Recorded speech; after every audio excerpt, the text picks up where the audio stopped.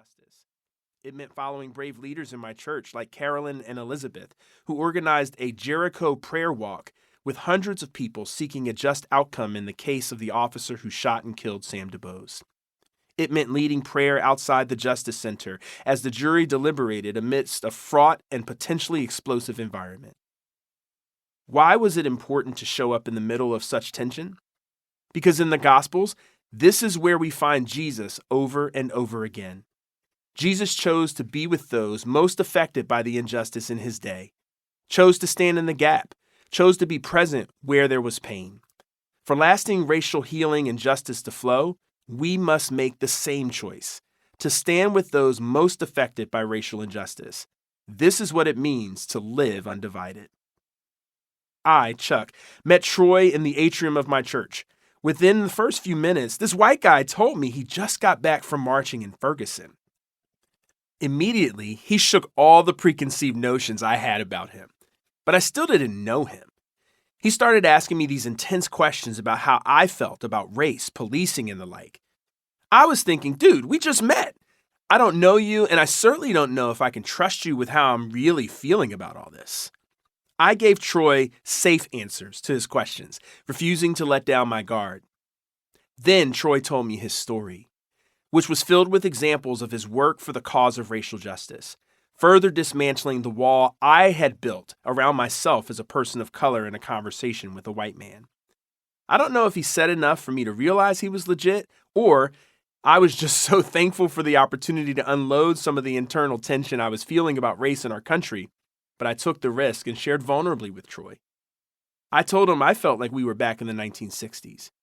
I told him I felt called to do something but didn't know what that looked like. Troy extended an invitation to me to get involved in the project he was leading, which I accepted. And a few months later, as the vision for Living Undivided was birthed in me, I invited Troy to be a part of building something that could draw followers of Jesus to the work of racial healing, solidarity, and justice, just like his conversation had done for me. We formed a team with leaders including Troy, Lynn Watts, Kathy Beecham, Justin Masterson, and Charla Weiss to create Living Undivided, a 6-week experiential journey for multiracial groups of people in pursuit of racial solidarity and justice. Each week of Living Undivided includes faith grounding, teaching, small group conversations, activities, and assignments that engage multiple learning styles. The journey fosters belonging, hope, deep community, and faithful action. As the program was becoming rooted in our church, we saw people coming together, lowering their defenses, and taking action. Then 2020 came. A contentious election, a pandemic, rhetoric and violence against the Asian Pacific Islander and immigrant communities, and the tragic killings of more Black and brown people by police, including Ahmaud Arbery at the hands of 2 brazen citizens who felt empowered to perform a modern-day lynching. It all added up to more pain, more division, more fear. The events of 2020 also caused us to re-examine how the Living Undivided experience was serving the vision of racial healing and justice. We did a lot of research on the effectiveness of our approach. We made significant changes, and we are now seeing the fruit of those changes. What began as a program in one church has expanded across the country.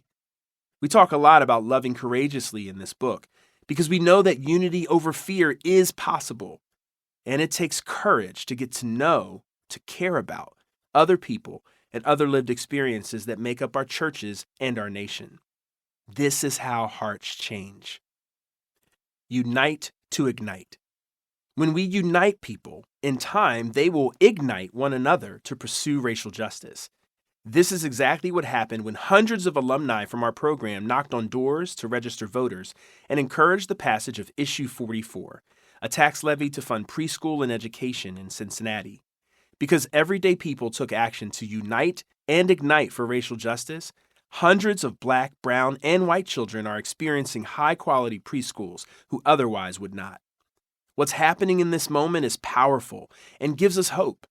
We know the fruit of Living Undivided, thanks both to the stories of changed lives, hearts, and communities, and to academic studies that validate our approach. Dr. Hari Hahn, inaugural director of the SNF Agora Institute at Johns Hopkins University, and her colleague, Dr. Manish Arora of Wellesley College, asked to study our work after hearing about the preschool campaign win in Cincinnati.